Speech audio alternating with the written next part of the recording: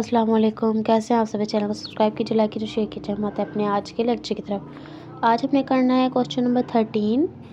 इसमें उन्होंने पूछा है कि determine conditions on the B1 as if any और in order to guarantee that the linear system is consistent. ठीक है, हमने वो कंडीशंस बतानी है जिसमें लीनियर सिस्टम कंसिस्ट है कि ठीक सिस्टम कंसिस्ट है कि नहीं। ठीक है, सबसे पहले हम क्वेश्चन नंबर 13 करते हैं और देखते हैं कि लीनियर सिस्टम के इसमें कंसिस्टेंट है कि नहीं। ठीक है, ये देखिए क्वेश्चन 13 है।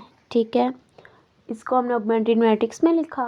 ओके, अब जो सा है इसका फर्स्ट 1 की जगह 0 होना चाहिए, तो R2 + 2R1 किया तो इधर 0 हो गया। -2 + 0 1 + 6 क्या होता है 7, और B2 + 2B1 2 से मल्टीप्लाई करना है ना R1 को, B2 + 2B1 आ गया। ठीक है, अब इधर 1 होना चाहिए तो 7 से ही डिवाइड कर देंगे, तो 1 आ गया, इधर भी 7 से डिवाइड हो गया। ठीक है, अब 1 के ऊपर भी 0 होना चाहिए, तो क्या करेंगे R1 - 3R2 कर ले, 3 - 3 0। हाँ, ये कर लेते हैं।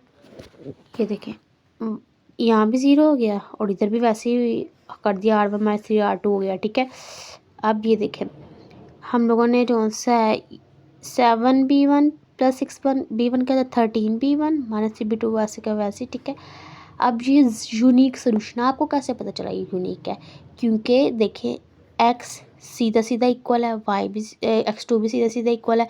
मतलब हमें सॉल्व करना ही नहीं पड़ा, x1 की भी एक ही वैल्यू दी और x2 की भी एक ही वैल्यू दी है, तो ये यूनिक सोल्यूशन हो गया। ठीक है, दोनों की वैल्यू इजीली निकल गए। अब हम करते हैं क्वेश्चन नंबर 14। क्वेश्चन 14 में वैसे ऑगमेंटेड मैट्रिक्स बनाया, फिर 1 0 0 1 होना चाहिए, तो 1 करने के 6 से डिवाइड कर दिया। अब इसके अंदर 0 होना चाहिए, तो क्या करेंगे R2 - 3R1। ठीक है, जब हमने R2 - 3R1 किया तो इधर भी 0 आ गया, तो अब तो सोल्व करना बनता ही नहीं, क्योंकि यहाँ 0 नहीं आना चाहिए, यहाँ 1 आना चाहिए। ठीक है, अगर आखिरी जो रो होती है लास्ट वाली उधर 0 इक्वल टू समथिंग आ जाए, वो 0 हो जाए, मतलब तो वो कंसिस्टेंट होता है।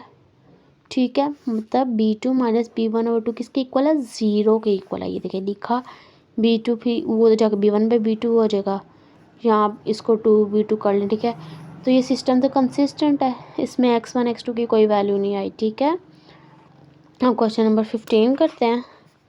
क्वेश्चन नंबर 15 में भी वैसे ऑगमेंटेड मैट्रिक्स बनाया, ये ऑपरेशन अप्लाई किए, 1 के नीचे 0 0 आ गया, इधर 1 हम लोगों ने करना है अब इधर। ठीक है, तो हम क्या करेंगे, ये देखिए इधर 0 आ गया ना, लास्ट वाली रो खुद ही 0 हो गई, 0 नहीं होनी चाहिए थी। मैंने अभी क्या कहा, लास्ट रो सारे 0 हो जाए, इक्वल हो समथिंग हो जाए, कंसिस्टेंट होता है क्योंकि R3 0 है। तो वैसे ही क्या किया, B3 + B2 B - B1 किसके 0 के, और ये देखिए ऐसे वैल्यू निकाल दी। ठीक है, ये देखिए क्वेश्चन 16 सॉल्व किया, इसमें भी वैसे ऑगमेंटेड मैट्रिक्स बनाया और फिर वैसे ही ऑपरेशंस अप्लाई करने के बाद हमने जो सा इधर क्या करना है, रिड्यूस टू एचेलॉन फॉर्म लगानी है। ये देखें वैसे मतलब एक किस्म का आप कह सकते हैं अपनी इजी के लिए इतना हिस्सा क्या करना है, वो आइडेंटिटी मैट्रिक्स बनाना, बाकी कल के बाद वाली होती है x1 x2 3 निकला है। ठीक है, अब क्वेश्चन नंबर 17 देखते हैं। क्वेश्चन 17 भी एज इट इज़ ऐसा है, इसको भी रिड्यूस टू एचेलॉन फॉर्म बनानी है। ये देखें इसमें तो 2 रो 0 आ गई, तो सिस्टम ऑलरेडी कंसिस्टेंट है। इसको इक्वल कर लो पहले 0 के, तो ये देखें ये वैल्यू सबसे आ जाएंगे, ये तो कंसिस्टेंट है। ठीक है, अब हम आते हैं अपने अगले क्वेश्चंस की तरफ।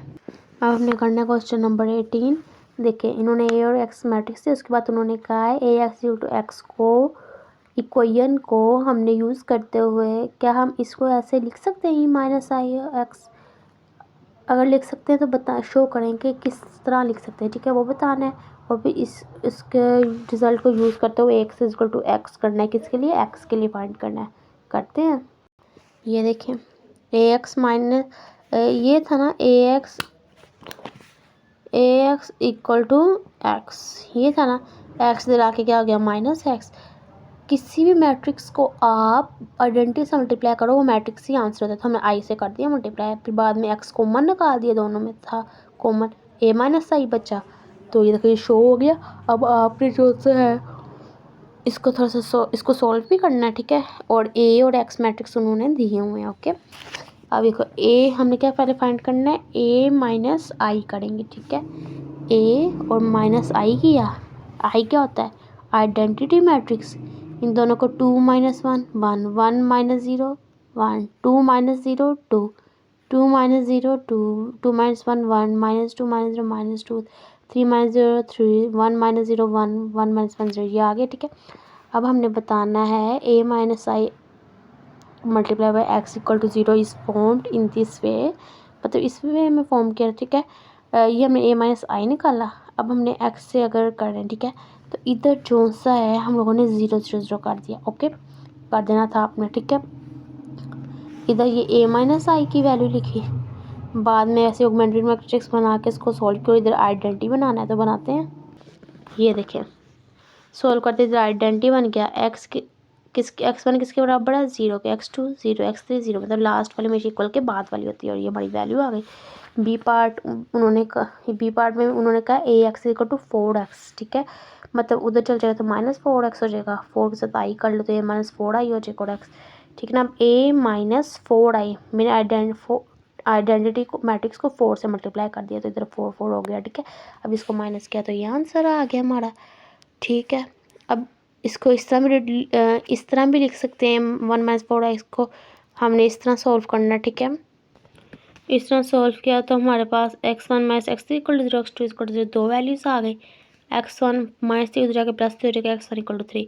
अब वही आर्बिट्रेरी वैल्यूज आएंगी। ठीक है, इनफिनाइट मेंस्ट्रुएशन, तो हम क्या करेंगे, पुट कर देंगे क्या, T S T U V W जो मर्जी पुट कर दें। हमने टी पुट कर दिया x1 x3 की जगह पे, तो x1 इक्वल टू टी और x2 वैसे ही 0 था तो टी, और x1 की जगह क्या आ जाएगी, x1 की वैल्यू, x2 की जगह x2 की वैल्यू, x3 की जगह x3 की वैल्यू। ठीक है, क्वेश्चन नंबर 19 जो सा है वो भी क्वेश्चन 19 में उन्होंने कहा है एक्स फाइंड करना। ठीक है ना, solve the matrix equation for x. ठीक है, चले करते हैं।